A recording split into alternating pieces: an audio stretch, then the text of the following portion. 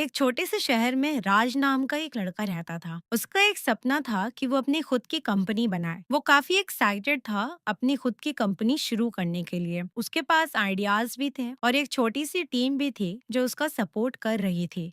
पर जब उसने काम शुरू किया तो चीजें वैसी नहीं चली जैसा उसने सोचा था। कभी कोई टीम मेंबर अपना काम भूल जाता, कभी मीटिंग आर्ग्यूमेंट्स में बदल जाती और ज्यादातर काम टाइम पर कंप्लीट नहीं होता था, जिस वजह से राज बिल्कुल परेशान सा हो गया और सोचने लगा कि आखिर प्रॉब्लम है क्या। सब लोग तो मेहनत कर रहे हैं पर फिर भी रिजल्ट क्यों नहीं मिल रहा। फिर उसने रियलाइज किया कि सिर्फ मेहनत करने से कंपनी नहीं चलती, एक प्रॉपर सिस्टम और स्ट्रैटेजी भी चाहिए होती है एक कंपनी को अच्छे से चलाने के लिए। और यहीं पर राज को ऑर्गेनाइजिंग का मतलब समझ आया कि ऑर्गेनाइजिंग का मतलब सिर्फ चीज़ों को नीटली रखना नहीं होता, बल्कि कामों को सही तरीके से बांटना, हर इंसान को उसकी रिस्पॉन्सिबिलिटी क्लियरली बताना और सब कुछ एक प्रॉपर ऑर्डर में चलाना होता है। तो हेलो एवरीवन, कैसे हो आप सब? आई होप आप सब एकदम ठीक हो गए। तो आज के इस वीडियो में हम फिर से बिजनेस स्टडीज़ का एक नया चैप्टर शुरू करने वाले हैं, जिसका नाम है ऑर्गेनाइजिंग। ये चैप्टर बिल्कुल आसान तरीके से हम समझेंगे, तो वीडियो को शुरू से लास्ट तक ज़रूर देखना। और अगर आपने प्रीवियस चैप्टर की वीडियोस नहीं देखी है तो जल्दी से जाके उसको भी देख लो। तो चलो बिना टाइम वेस्ट किए हम इस वीडियो को शुरू करते हैं। तो सबसे पहले हम ऑर्गेनाइजिंग का मतलब समझ लेते हैं कि ऑर्गेनाइजिंग का आखिर मतलब क्या होता है। तो ऑर्गेनाइजिंग का मतलब होता है काम को प्रॉपरली अरेंज करना, यानी कौन क्या काम करेगा, काम कैसे होगा और कौन किसको रिपोर्ट करेगा, ये सब पहले से डिसाइड करना। मतलब अगर सिंपल वर्ड्स में समझे तो ये वो प्रोसेस है जिसमें काम को पार्ट्स में डिवाइड किया जाता है, लोगों को उनके काम दिए जाते हैं और सबके बीच क्लियर कोऑर्डिनेशन बनाया जाता है ताकि कंपनी या ऑर्गेनाइजेशन का काम स्मूथली और एफिशिएंटली हो सके। तो ऑर्गेनाइजिंग का मतलब समझने के बाद सवाल ये आता है कि ऑर्गेनाइजिंग होती कैसे है, और इसी सवाल का जवाब ऑर्गेनाइजिंग के स्टेप्स देते हैं। तो चलो इनके स्टेप्स को हम एक एक करके समझ लेते हैं। पहला स्टेप है identification and division of work. इसमें काम को आइडेंटिफाई करना और डिवाइड करना होता है। मतलब ऑर्गेनाइजेशन को अपने ऑब्जेक्टिव्स अचीव करने के लिए कौन कौन से काम करने पड़ेंगे ये पहले लिस्ट किया जाता है। फिर इन कामों को छोटे छोटे पार्ट्स में डिवाइड किया जाता है, जिससे काम क्लियर हो जाता है, ओवरलैपिंग नहीं होती और हर टास्क मैनेजेबल बन जाता है। दूसरा स्टेप है डिपार्टमेंटलाइजेशन। अब जब काम डिवाइड हो गया तो नेक्स्ट स्टेप होता है सिमिलर एक्टिविटीज को ग्रुप करना। मतलब जो काम एक नेचर के हैं उन्हें एक डिपार्टमेंट में डाल दिया जाता है। जैसे प्रोडक्शन रिलेटेड काम प्रोडक्शन डिपार्टमेंट में, सेलिंग रिलेटेड काम सेल्स डिपार्टमेंट में और मनी रिलेटेड काम फाइनेंस डिपार्टमेंट में। तीसरा स्टेप है असाइनमेंट ऑफ ड्यूटीज। तो इस स्टेप का सिंपल सा मतलब ये है कि हर एम्प्लॉय को क्लियरली बताना कि उसका काम क्या है। जब ऑर्गेनाइजेशन में टोटल वर्क को डिवाइड कर दिया जाता है और डिपार्टमेंट्स बना दिए जाते हैं, उसके बाद नेक्स्ट इंपॉर्टेंट स्टेप होता है ये डिसाइड करना कि कौन सा काम कौन करेगा, और इसी प्रोसेस को हम असाइनमेंट ऑफ ड्यूटीज कहते हैं। इस स्टेज पर मैनेजर हर पर्सन की एबिलिटी, स्किल, नॉलेज और इंटरेस्ट को देखकर उन्हें स्पेसिफिक टास्क देता है। हर एम्प्लॉय को एक फिक्स्ड रिस्पॉन्सिबिलिटी दी जाती है ताकि उसे क्लियर हो कि उसे क्या करना है और किस काम के लिए वो रिस्पॉन्सिबल है। चौथा स्टेप है एस्टेब्लिशिंग रिपोर्टिंग रिलेशनशिप्स। इतना मुश्किल नाम सुनकर आपको ये स्टेप भी मुश्किल लग रहा होगा, लेकिन ऐसा नहीं है। देखो, इस स्टेप में हम ये क्लियर करते हैं कि कौन किसको रिपोर्ट करेगा और कौन किसके अंडर काम करेगा। मतलब ऑर्गेनाइजेशन में हर एम्प्लॉय को पता होना चाहिए कि उसका बॉस कौन है और उसे इंस्ट्रक्शन कहाँ से मिलेगा। तो बस हमारे ऑर्गेनाइजिंग के सारे स्टेप्स यहीं पर खत्म होते हैं। अब हम बढ़ते हैं अपने नेक्स्ट टॉपिक की तरफ, जो है इम्पोर्टेंस ऑफ ऑर्गेनाइजिंग। पहला है बेनिफिट ऑफ स्पेशलाइजेशन। ऑर्गेनाइजिंग का एक मेन बेनिफिट ये होता है कि ये स्पेशलाइजेशन डेवलप करता है। मतलब ऑर्गेनाइजिंग वर्क को डिवाइड करता है और फिर हर एम्प्लॉय को उसके स्किल के अकॉर्डिंग काम असाइन करता है। जैसे जो अकाउंट जानता है उसको अकाउंट्स का काम, जो अच्छा बोलता है उसको सेल्स का काम, जो क्रिएटिव है उसको मार्केटिंग। अब जब एम्प्लॉय बार बार सेम टाइप का काम करता है तो इसकी स्पीड भी बढ़ती है और परफेक्शन भी, जिसकी वजह से वो उस काम में एक्सपर्ट बन जाता है। और इसी को ही हम बोलते हैं बेनिफिट ऑफ स्पेशलाइजेशन। दूसरा है clarity in working relationship. Clarity in working relationship का मतलब होता है किसको क्या काम करना है ये बिल्कुल क्लियर होना। ऑर्गेनाइजिंग क्या करती है, ये वर्क को प्रॉपरली डिवाइड करती है और हर एम्प्लॉय को उसका सही काम बता देती है। जैसे सेल्स वाला सेल्स करेगा, अकाउंट्स वाला अकाउंट्स करेगा, प्रोडक्शन वाला प्रोडक्शन करेगा। तीसरा है optimum utilisation of resources. Optimum utilisation of resources का मतलब होता है रिसोर्सेज का बेस्ट पॉसिबल यूज़ करना बिना वेस्ट किए। रिसोर्सेज जैसे एम्प्लॉयज़, मनी, मशीन, मटेरियल्स, ये सब रिसोर्सेज होते हैं जो काम कंप्लीट करने में हेल्प करते हैं। अब ऑर्गेनाइजिंग इसमें क्या करती है, तो ऑर्गेनाइजिंग इन सब रिसोर्सेज को प्रॉपरली अरेंज करती है। जैसे राइट पर्सन को राइट जॉब दिया जाता है, मशीन्स को वहाँ यूज़ किया जाता है जहाँ उनकी नीड होती है, और पैसे को प्लानिंग के अकॉर्डिंग स्पेंड किया जाता है। मतलब हर रिसोर्सेज का फुल और बेस्ट यूज़ होता है।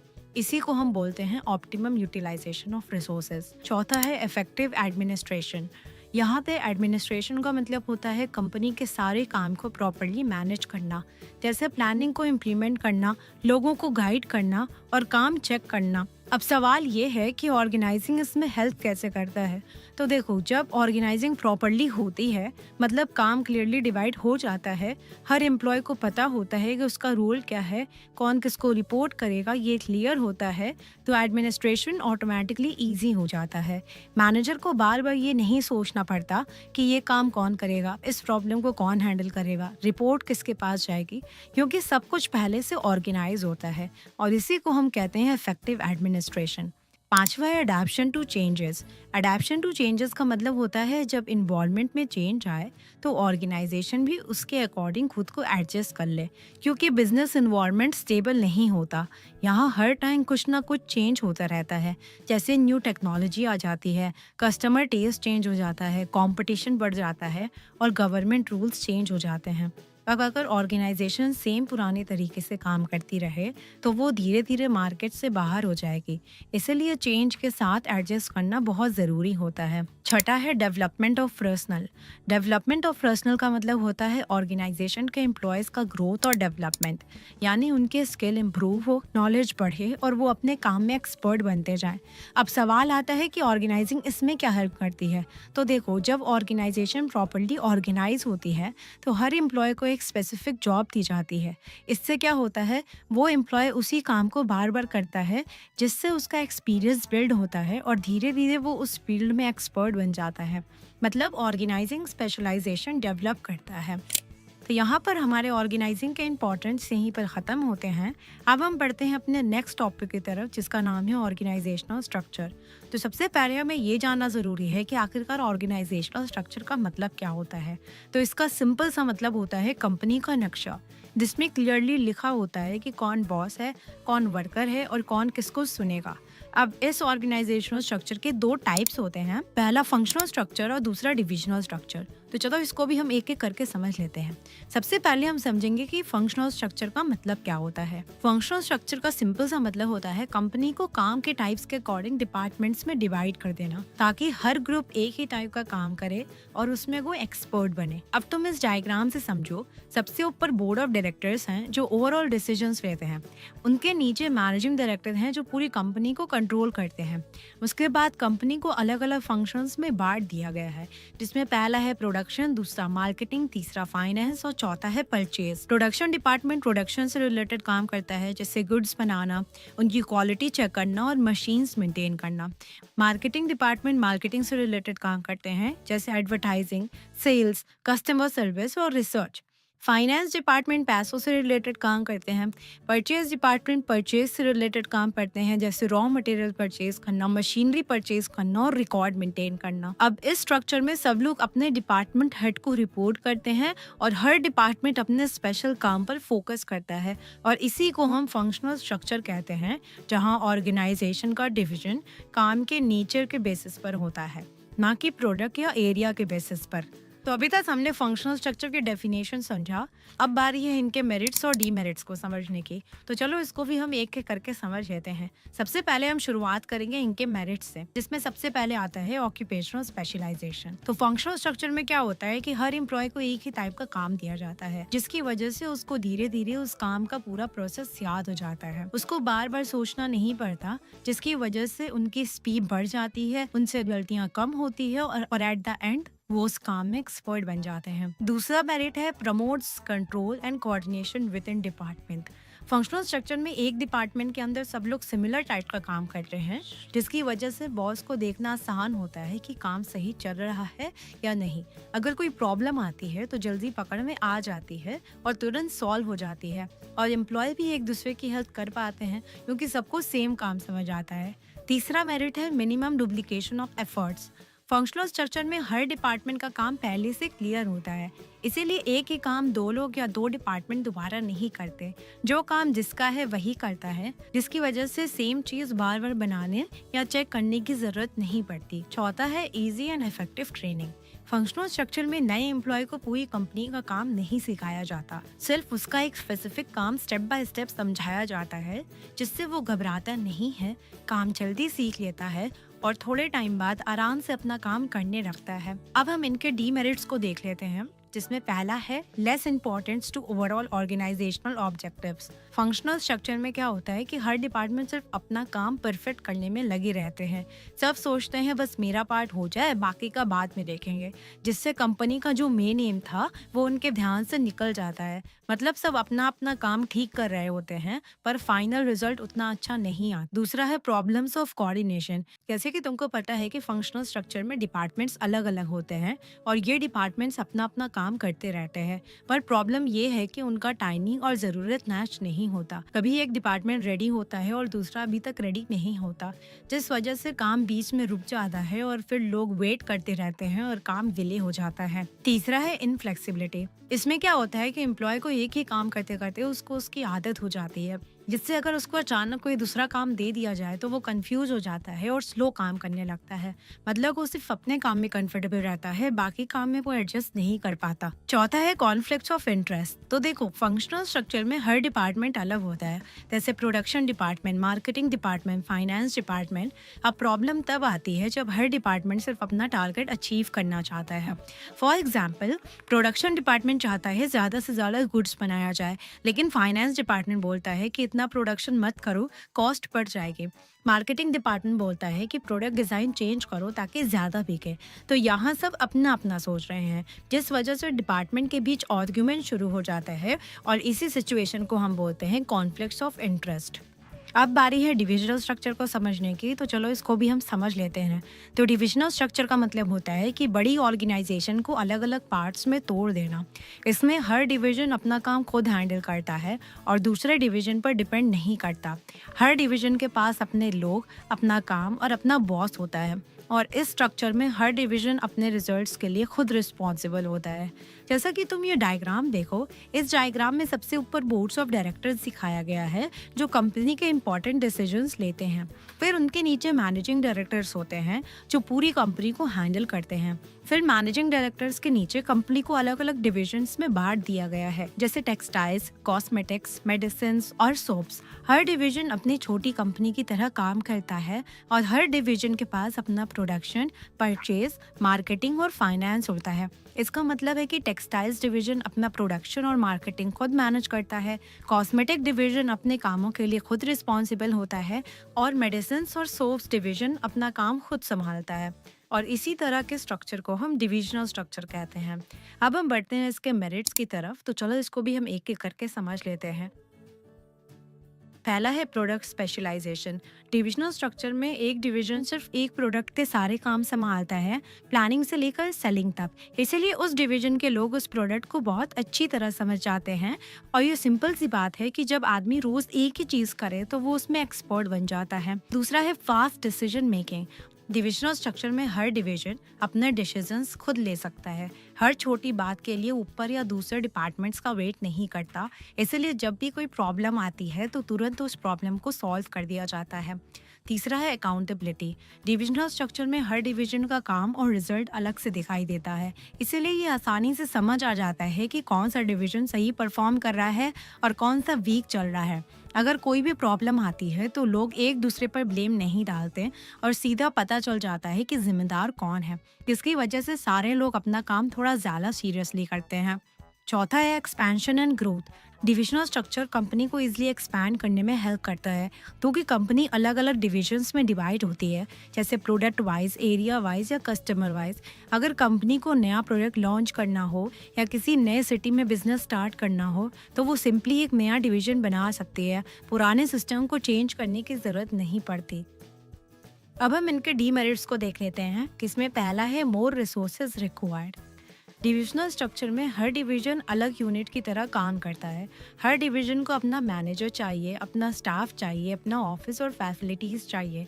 मतलब अगर कंपनी के 3 डिवीजन हैं तो 3 अलग मैनेजर्स होंगे, 3 अलग मार्केटिंग टीम होंगी और 3 अलग एचआर डिपार्टमेंट हो सकते हैं। यानी सेम टाइप का काम बार बार रिपीट होता है, जिससे कंपनी को ज़्यादा लोग रखने पड़ते हैं, ज़्यादा सैलरी देनी पड़ती है और ज़्यादा रिसोर्सेज यूज़ होते हैं। दूसरा है इग्नोरिंग ऑर्गेनाइजेशन इंटरेस्ट। कभी कभी हर डिवीजन सिर्फ अपने प्रॉफिट के बारे में सोचता है, वो सिर्फ अपना टारगेट कंप्लीट करना चाहता है। वो ये नहीं सोचता कि पूरी कंपनी के लिए क्या बेस्ट है, जिससे कंपनी का ओवरऑल इंटरेस्ट इग्नोर हो जाता है। तीसरा है कॉन्फ्लिक्ट बिटवीन डिविजन्स।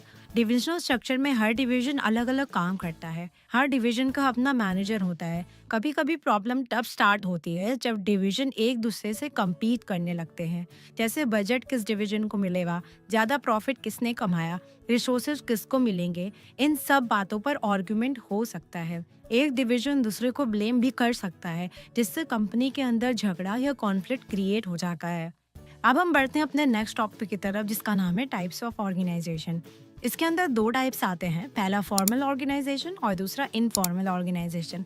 तो चलो पहले हम फॉर्मल ऑर्गेनाइजेशन को समझ लेते हैं। तो फॉर्मल ऑर्गेनाइजेशन का मतलब होता है कंपनी का ऑफिशियल सिस्टम, जहां सब कुछ रूल के अकॉर्डिंग चलता है। इसमें पहले से डिसाइड होता है कि कौन क्या काम करेगा, किसको रिपोर्ट करेगा और किसके पास कितनी पावर होगी। जैसे स्कूल में प्रिंसिपल के नीचे टीचर्स होते हैं और टीचर्स के नीचे स्टूडेंट, वैसे ही कंपनी में बॉस के नीचे मैनेजर्स, फिर एम्प्लॉयज़ होते हैं। सबका काम रिटन फॉर्म में फिक्स होता है, जिसकी वजह से एम्प्लॉयज़ के बीच कंफ्यूजन नहीं होता है। और इस ऑर्गेनाइजेशन में दोस्ती या पर्सनल रिलेशन से काम नहीं चलता, यहाँ सिर्फ पोजीशन और रूल्स से काम चलता है। अगर किसी एम्प्लॉय को प्रॉब्लम है तो वो सीधा अपने सीनियर को बताएगा, किसी भी रैंडम पर्सन को नहीं। और इस ऑर्गेनाइजेशन का मेन एम होता है काम को स्मूथली और सिस्टमैटिक बनाना, ताकि कंपनी अपने गोल्स ईजिली अचीव कर सके। अब हम इसके फीचर्स को देख लेते हैं, जिसमें पहला है designed by top management. Formal organisation अपने आप नहीं बनती, इसको टॉप मैनेजमेंट जैसे ओनर या सीनियर मैनेजर्स प्लानिंग करके बनाते हैं, ताकि कंपनी स्मूथली चले। दूसरा है specific relationship among job positions. इसमें क्लियरली लिखा होता है कौन किस पोजीशन पर है और कौन किसको रिपोर्ट करेगा, मतलब बॉस कौन है और एम्प्लॉय कौन है, ये सब क्लियर होता है। तीसरा है form to achieve organisational objectives. ये ऑर्गेनाइजेशन इसलिए बनाई जाती है ताकि जो कंपनी के गोल्स और प्लान्स होते हैं उसको इजी अचीव किया जा सके। चौथा है कोऑर्डिनेशन ऑफ डिपार्टमेंटल एफर्ट्स। अलग अलग डिपार्टमेंट जैसे प्रोडक्शन, सेल्स, फाइनेंस के काम को प्रॉपरली कोऑर्डिनेट किया जाता है, ताकि सब मिलकर सेम गोल के लिए काम करें। पांचवा है more important to work than personal relations. इसमें दोस्ती या पर्सनल फीलिंग से ज़्यादा इम्पोर्टेंस काम को दी जाती है। फोकस सिर्फ ड्यूटी, रिस्पॉन्सिबिलिटी और परफॉर्मेंस पर होता है। अब हम इनके कुछ मेरिट्स और डीमेरिट्स को समझ लेते हैं। सबसे पहले हम मेरिट्स को समझते हैं, जिसमें पहला है सिस्टमैटिक वर्किंग। फॉर्मल ऑर्गेनाइजेशन में सब काम प्रॉपर सिस्टम से होता है, हर इंसान को पता होता है कि उसका काम क्या है, इसलिए कंपनी स्मूथली चलती है और कन्फ्यूजन नहीं होती।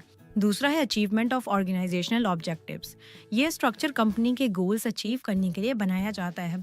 जब सब अपना फिक्स्ड काम करते हैं तो टारगेट ईजिली कंप्लीट हो जाता है। तीसरा है नो ओवरलैपिंग ऑफ वर्क। इसमें काम डिपार्टमेंट और एम्प्लॉयज़ के बीच क्लियरली डिवाइड होता है, इसीलिए एक ही काम 2 लोग नहीं करते और डुप्लीकेशन या ओवरलैपिंग नहीं होती। चौथा है कोऑर्डिनेशन। अलग अलग डिपार्टमेंट के काम को प्रॉपरली कोऑर्डिनेट किया जाता है, मतलब सब एक दूसरे के साथ मिलकर काम करते हैं और सेम गोल पर फोकस करते हैं। पांचवा है creation of chain of command. इसमें क्लियर होता है कौन किसको रिपोर्ट करेगा, सुपीरियर और सबऑर्डिनेट के बीच रिलेशनशिप प्रॉपरली डिफाइंड होते हैं, इसलिए फॉर्मल ऑर्गेनाइजेशन में डिसिप्लिन बना रहता है। अब हम इसके डीमेरिट्स को देख लेते हैं, जिसमें पहला है delay in action. Formal organisation में स्केलर चेन, जो हमने चैप्टर नंबर 2 में पढ़ा था, उसको फॉलो करनी पड़ती है। इसलिए डिसीजंस ऊपर से नीचे आने में टाइम लगता है और काम स्लो हो जाता है। दूसरा है ignores social needs of employees. इस स्ट्रक्चर में ज़्यादा फोकस काम पर होता है, इसीलिए एम्प्लॉय की फीलिंग्स, फ्रेंडशिप या साइकोलॉजिकल नीड पर कभी ध्यान नहीं दिया जाता, जिससे कभी कभी एम्प्लॉयज डीमोटिवेट फील करने लगते हैं। तीसरा है इन्फेसिस ऑन वर्क ओनली। इसका मतलब है कि फॉर्मल ऑर्गेनाइजेशन सिर्फ काम को इम्पोर्टेंस देता है। यहाँ पर ह्यूमन रिलेशन, क्रिएटिविटी, टैलेंट और एम्प्लॉयज की पर्सनल फीलिंग्स को इग्नोर कर दिया जाता है। ऑर्गेनाइजेशन बस रूल्स और पॉलिसीज के अकॉर्डिंग काम करवाता है और किसी भी प्लान या पॉलिसीज में चेंज या फ्लेक्सिबिलिटी अलाउ नहीं करता। मतलब अगर किसी एम्प्लॉय के पास कोई नया आइडिया हो या वो अपनी क्रिएटिविटी दिखाना चाहे तो स्ट्रक्चर उसको ज़्यादा इंपॉर्टेंस नहीं देता। इस वजह से एम्प्लॉय को लग सकता है कि उनकी वैल्यू सिर्फ काम तक लिमिटेड है। अब हम इनफॉर्मल ऑर्गेनाइजेशन को समझ लेते हैं। तो इनफॉर्मल ऑर्गेनाइजेशन का मतलब होता है कंपनी के अंदर लोगों का नेचुरल ग्रुप या कनेक्शन जो अपने आप बन जाता है। ये कोई ऑफिशियली प्लान करके नहीं बनाया जाता और ना ही किसी रूल बुक में लिखा होता है।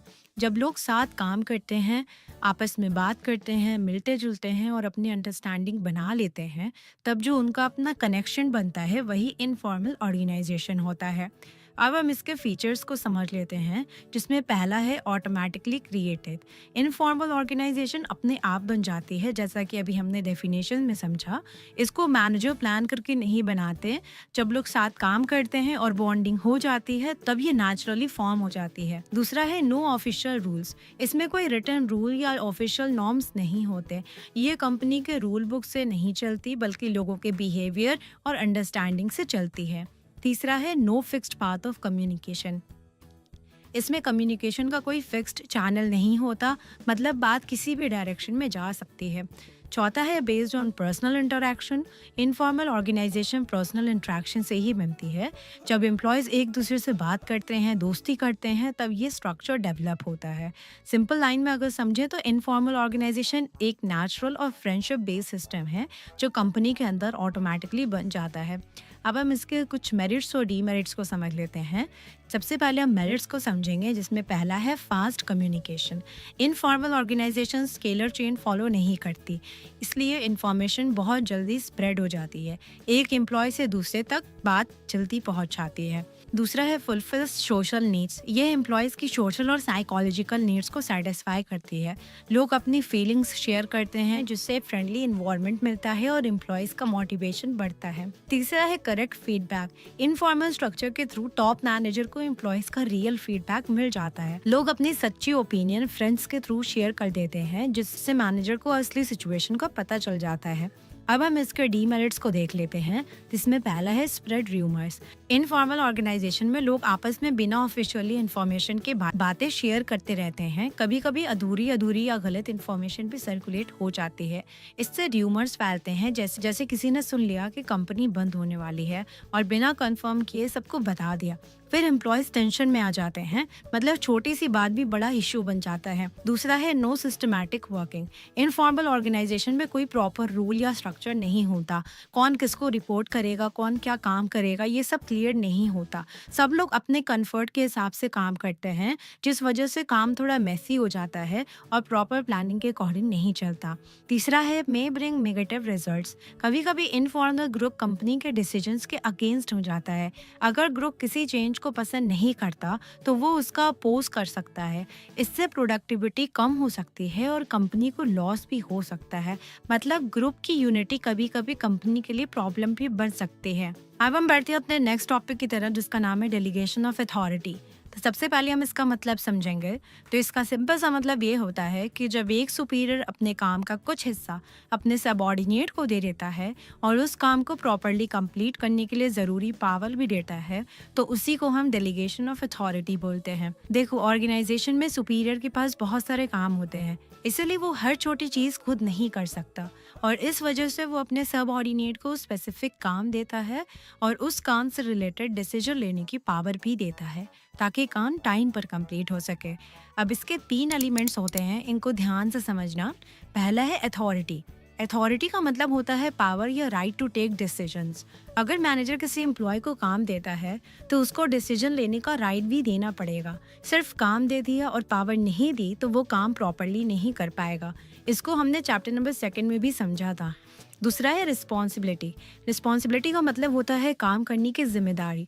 जब एक मैनेजर अपना काम किसी और एम्प्लॉय को देता है तो सिर्फ पावर ही नहीं देता बल्कि उस काम को पूरा करने की जिम्मेदारी भी देता है। मतलब अगर काम दिया गया है तो उसे टाइम पर और सही तरीके से कंप्लीट करना उस एम्प्लॉय की जिम्मेदारी बन जाती है। तीसरा है अकाउंटेबिलिटी। अकाउंटेबिलिटी का मतलब होता है आंसर देना for the final result. Manager जब काम डेलीगेट करता है तो रिस्पॉन्सिबिलिटी जूनियर की होती है, लेकिन फाइनल आंसर सीनियर को देना पड़ता है। मतलब अगर काम गलत हो गया तो बॉस ये नहीं बोल सकता कि मैंने तो काम दे दिया था, अब मेरी कोई गलती नहीं है। फाइनल अकाउंटेबिलिटी बॉस की ही रहेगी। अब हम डेलीगेशन के कुछ इंपॉर्टेंट्स को समझते हैं, जिसमें पहला है इफेक्टिव मैनेजमेंट। डेलीगेशन से मैनेजमेंट ज़्यादा इफेक्टिव हो जाता है। जब मैनेजर अपने कुछ काम और अथॉरिटी अपने सबऑर्डिनेट्स को दे देता है तो मैनेजर का वर्कलोड कम हो जाता है। फिर मैनेजर इंपॉर्टेंट और बड़े डिसीजंस पर ज़्यादा फोकस कर पाता है। दूसरा है एम्प्लॉयज़ डेवलपमेंट। डेलीगेशन एम्प्लॉयज़ को नए स्किल्स सीखने का चांस देता है। जब मैनेजर अपने रिस्पॉन्सिबिलिटीज़ और अथॉरिटी सबऑर्डिनेट्स के साथ शेयर करता है तो एम्प्लॉयज़ का कॉन्फिडेंस बढ़ता है। उन्हें लगता है कि उन पर ट्रस्ट किया जा रहा है, इसीलिए वो और अच्छा काम करने की कोशिश करते हैं। तीसरा है facilitate organisational growth. Delegation organisation की ग्रोथ में हेल्प करता है। जब ऑर्गेनाइजेशन एक्सपैंड होती है तो नए डिपार्टमेंट्स और ब्रांचेस बनते हैं।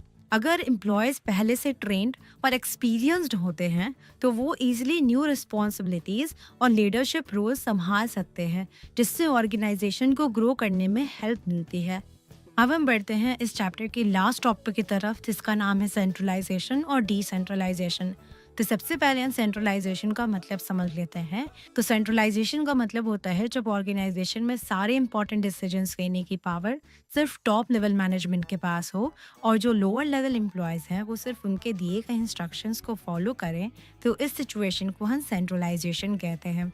वहीं डिसेंट्रलाइजेशन का मतलब होता है जब ऑर्गेनाइजेशन में डिसीजन मेकिंग पावर को अलग अलग लेवल पर डिस्ट्रीब्यूट कर दिया जाता है।